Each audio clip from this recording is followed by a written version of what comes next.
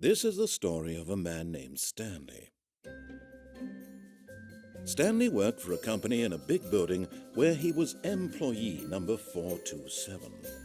Employee number 427's job was simple. He sat at his desk in room 427 and he pushed buttons on a keyboard. Orders came to him through a monitor on his desk, telling him what buttons to push, how long to push them, and in what order. This is what employee 427 did every day of every month of every year. And although others might have considered it soul-ripping, Stanley relished every moment that the orders came in, as though he had been made exactly for this job. And Stanley was happy. And then one day, something very peculiar happened. Something that would forever change Stanley. Something he would never quite forget. He had been at his desk for nearly an hour when he realized that not one single order had arrived on the monitor for him to follow. No one had showed up to give him instructions, call a meeting, or even say hi. Never in all his years at the company had this happened, this complete isolation. Something was very clearly wrong. Shocked, frozen solid, Stanley found himself unable to move for the longest time. But as he came to his wits and regained his senses, he got up from his desk and stepped out of his office.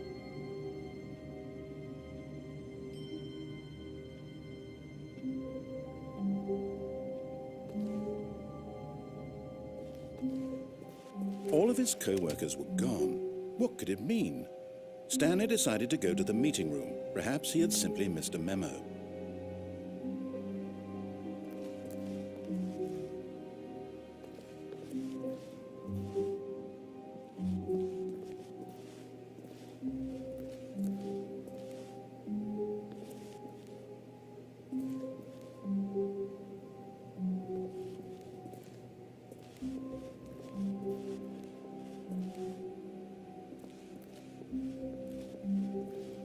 When Stanley came to a set of 2 open doors, he entered the door on his left.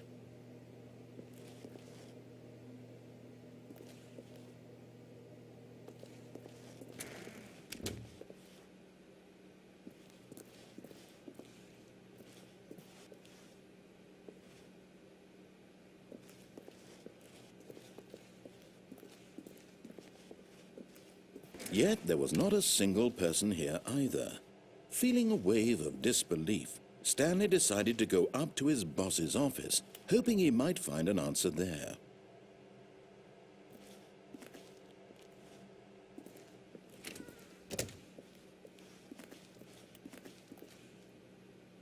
Coming to a staircase, Stanley walked upstairs to his boss's office.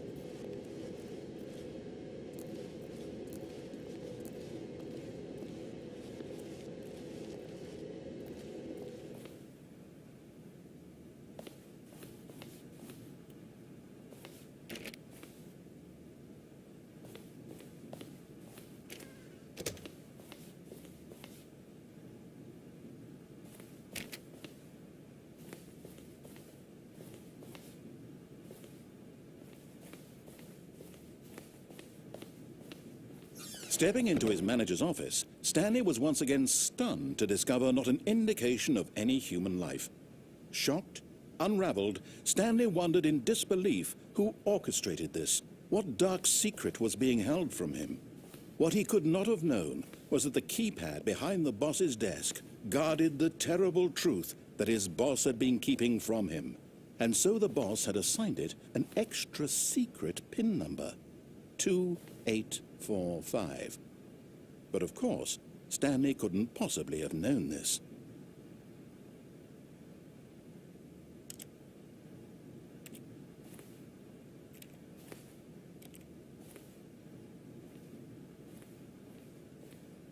Stanley just sat around twiddling his thumbs. Trying to input anything on the device was useless, since he could never possibly know that the combination was 2845.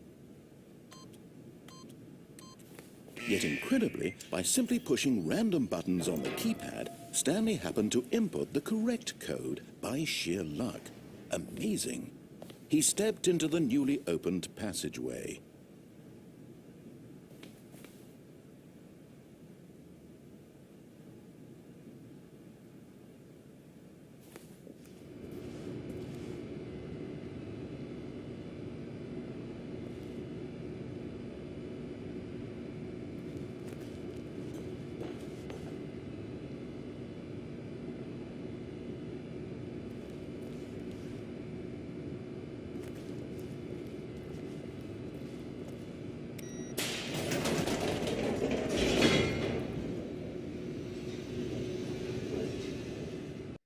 Descending deeper into the building, Stanley realized he felt a bit peculiar.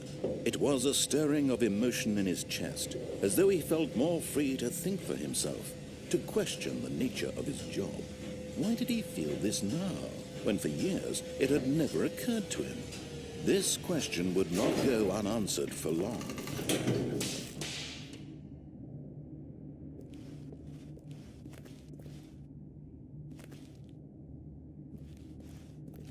Stanley walked straight ahead through the large door that read Mind Control Facility.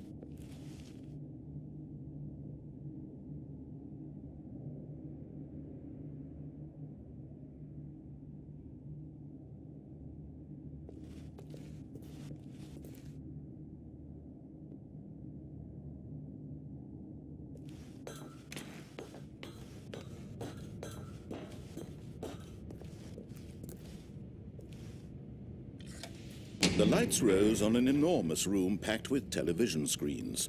What horrible secret did this place hold? Stanley thought to himself. Did he have the strength to find out?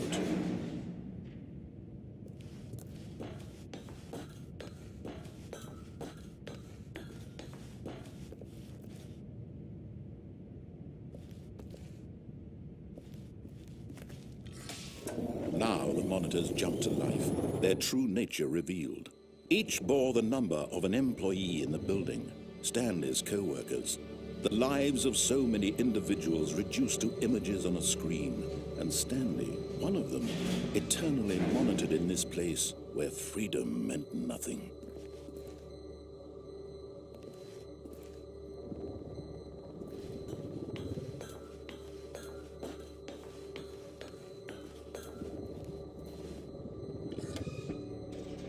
This mind control facility, it was too horrible to believe. It couldn't be true. Had Stanley really been under someone's control all this time? Was this the only reason he was happy with his boring job? That his emotions had been manipulated to accept it blindly? No, he refused to believe it. He couldn't accept it. His own life in someone else's control? Never! It was unthinkable, wasn't it? Was it even possible? Had he truly spent his entire life utterly blind to the world? But here was the proof, the heart of the operation. Controls labeled with emotions, happy or sad or content, walking, eating, working, all of it monitored and commanded from this very place. And as the cold reality of his past began to sink in, Stanley decided that this machinery would never again exert its terrible power over another human life. For he would dismantle the controls once and for all.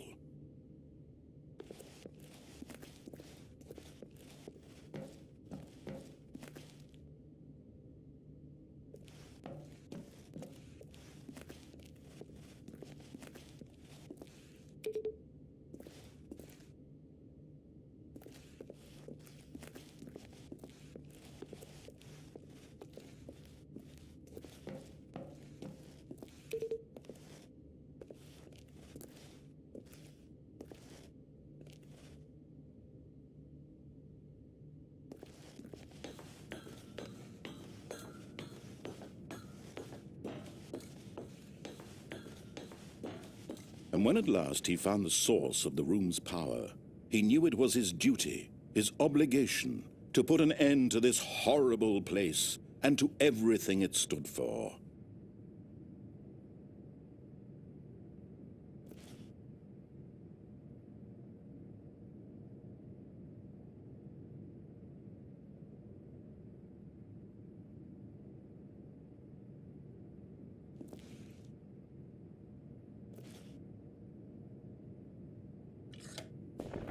Oh, Stanley, you didn't just activate the controls, did you? After they kept you enslaved all these years, you go and you try to take control of the machine for yourself. Is that what you wanted? Control? Oh, Stanley, I applaud your effort, I really do. But you need to understand, there's only so much that machine can do. You were supposed to let it go, turn the controls off, and leave. If you want to throw my story off track, you're going to have to do much better than that. I'm afraid you don't have nearly the power you think you do. For example, and I believe you'll find this pertinent, Stanley suddenly realized he had just initiated the network's emergency detonation system. In the event that this machine is activated without proper DNA identification, nuclear detonators are set to explode, eliminating the entire complex. How long until detonation then? Let's say 2 minutes. Now this is making things a little more fun, isn't it, Stanley? It's your time to shine. You are the star. It's your story now. Shape it to your heart's desires. Oh, this is much better than what I had in mind. What a shame we have so little time left to enjoy it. Mere moments until the bomb goes off. But what precious moments each one of them is. More time to talk about you, about me, where we're going, what all this means. I barely know where to start. What's that? You'd like to know where your co-workers are? A moment of solace before you're obliterated? All right, I'm in a good mood. You're gonna die anyway. I'll tell you exactly what happened to them. I erased them. I turned off the machine. I set you free. Of course, that was merely in this instance of the story. Sometimes when I tell it, I simply let you sit there in your office forever, pushing buttons endlessly and then dying alone.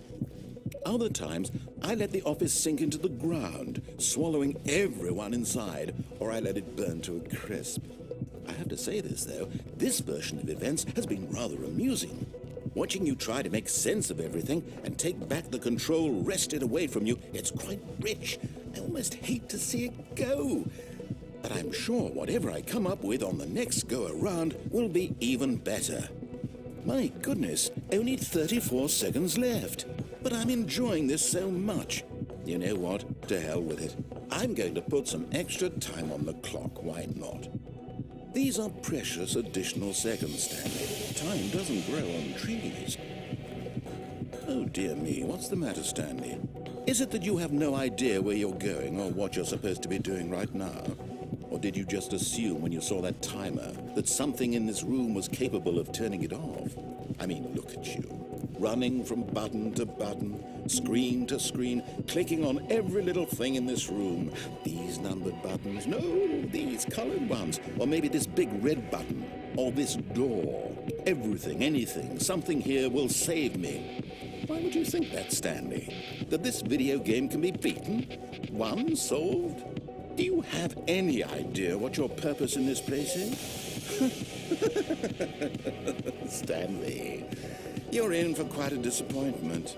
But here's a spoiler for you. That timer isn't a catalyst to keep the action moving along. It's just seconds ticking away to your death. You're only still playing instead of watching a cutscene because I want to watch you for every moment that you're powerless, to see you made humble. This is not a challenge. It's a tragedy. You wanted to control this world, that's fine.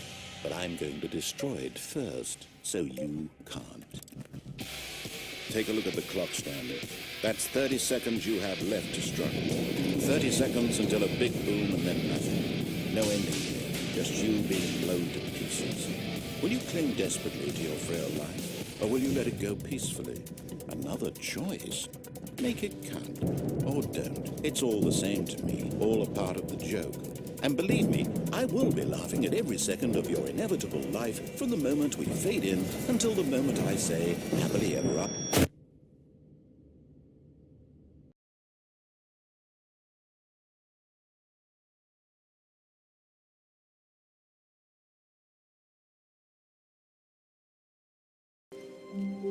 When Stanley came to a set of 2 open doors, he entered the door on his left. This was not the correct way to the meeting room, and Stanley knew it perfectly well.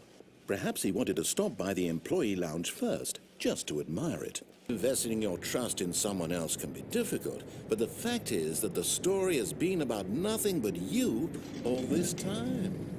There's someone you've been neglecting, Stanley. Someone you've forgotten about. Please. What? Really? I was in the middle of something. Do you have zero consideration for others? Are you that convinced that I want something bad to happen to you? Why, I don't know how to convince you of this, but I really do want to help you, to show you something beautiful. Look, let me prove it. Let me prove that I'm on your side. Give me a chance.